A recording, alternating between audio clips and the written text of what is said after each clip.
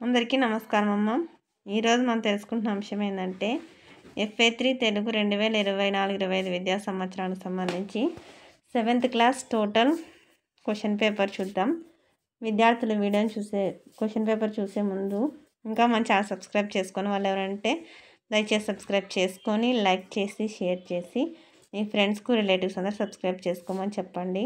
నా ఛానల్ని సబ్స్క్రైబ్ చేసుకొని ప్రత్యక్షంగా పరోక్షంగా సపోర్ట్ చేస్తున్న వాళ్ళందరికీ పేరు పేరున ప్రత్యేకమైన హృదయపూర్వక ధన్యవాదాలు. అందరికీ ధన్యవాదాలు. దయచేసి వీడియోని మాత్రం స్కిప్ చేయదు, జాగ్రత్తగా స్క్రీన్ షాట్ తీసుకోండి. ముందుగా బహుళ ఐచ్ఛిక ప్రశ్నలు 10 ఇస్తారు. ఒక్కొక్క దానికి 2 మార్కులు, మొత్తం 20 మార్కులు. ఆన్సర్స్ నేను ఆల్రెడీ ఇక్కడ రాస్తున్నానమ్మా, మీరు స్క్రీన్ షాట్ తీసుకోవచ్చు.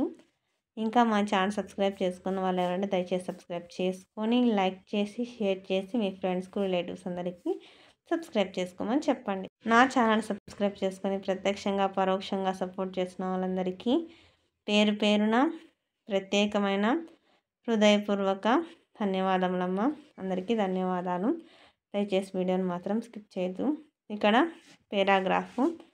పేరాగ్రాఫ్ సంబంధించిన టోటల్ క్వశ్చన్స్ ఆన్సర్స్ జాగ్రత్తగా స్క్రీన్ షాట్ తీసుకోండి. ఇక్కడికక్కడ స్క్రీన్ షాట్ తీసుకోండి. ఇంకా మా ఛానల్ సబ్స్క్రైబ్ చేసుకుని వాళ్ళు అంటే దయచేసి సబ్స్క్రైబ్ చేసుకొని లైక్ చేసి షేర్ చేసి మీ ఫ్రెండ్స్కి రిలేటివ్స్ అందరికీ సబ్స్క్రైబ్ చేసుకోమని చెప్పండి. ఇక్కడ క్రింది 3x2 6 మార్కులు. బాజాలంటే పెళ్ళికి వాయించే వాయిద్యాలు. పెళ్ళిళ్ళకు దుబారా ఖర్చు చేయకూడదు. పయనం అంటే ప్రయాణం. అనుకున్న ప్రయాణం మానకూడదు. Question number 12. క్రింది ఖాళీలను పూరించండి. వాహనం అంటే ఏంది? గుణింతాక్షరం గల పదం. ఇక్కడ వా అంటే వాకు దీర్ఘం వచ్చింది, గుణింతానికి సంబంధించింది కాబట్టి వాహనం కరెక్ట్. తర్వాత ద్విత్వాక్షర పదాలు. ఒక హల్లుకు అదే హల్లు ఒత్తుగా వస్తాయని ద్విత్వాక్షరం అంటారు కదా. ఇక్కడ లూప్ లావత్ వచ్చింది కాబట్టి ఇది ద్విత్వాక్షరం. బండరాళ్ళు. తర్వాత అక్షరదోషం ఉన్న పదాన్ని గుర్తించి రాయండి.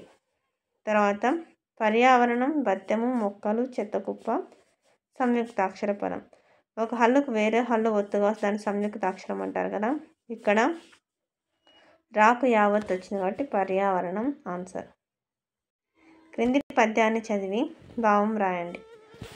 ఎప్పుడే కానీ మానవంతుడు అభిమానం కలిగిన వ్యక్తి చివరి దశలో ఉన్నా కూడా ఎటువంటి పరిస్థితుల్లో కూడా ఒకరికి తల వంచి బతకడు అని చెప్తున్నాడు. సూర్యుడు మునిగిపోతున్నప్పుడు కూడా అతని కిరణాల వల్ల వెలుగు అనేది ప్రకాశిస్తూ ఉంటుంది కదా. తర్వాత ఇక్కడ చూడండి, నిత్య బహువచనాలు, కందులు, పుస్తకాలు. తర్వాత గీత గీసిన పదానికి వ్యతిరేకం. ఇక్కడ నాడు అంటే వ్యతిరేకం నేడు. శక్యము అశక్యం. తర్వాత సీత అన్నం తిని పాఠశాలకు వెళ్ళింది. ఇక్కడ సమాపక్రియ అంటే వెళ్ళింది, అసమాపక్రియ అంటే తిని. తర్వాత క్రింది పట్టికలోని పదాలను ఉపయోగించి వాక్యాలను రాయండి. సూర్యుని యొక్క కిరణాల వల్ల పద్మాలు విచ్చుకున్నాయి.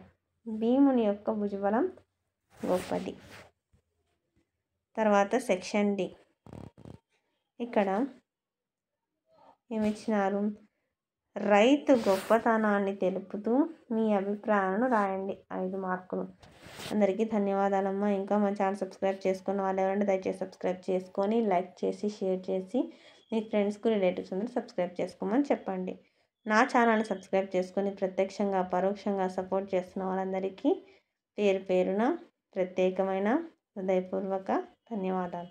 అందరికీ ధన్యవాదాలు. దయచేసి వీడియోని మాత్రం స్కిప్ చేస్తున్నాను. ధన్యవాదాలు.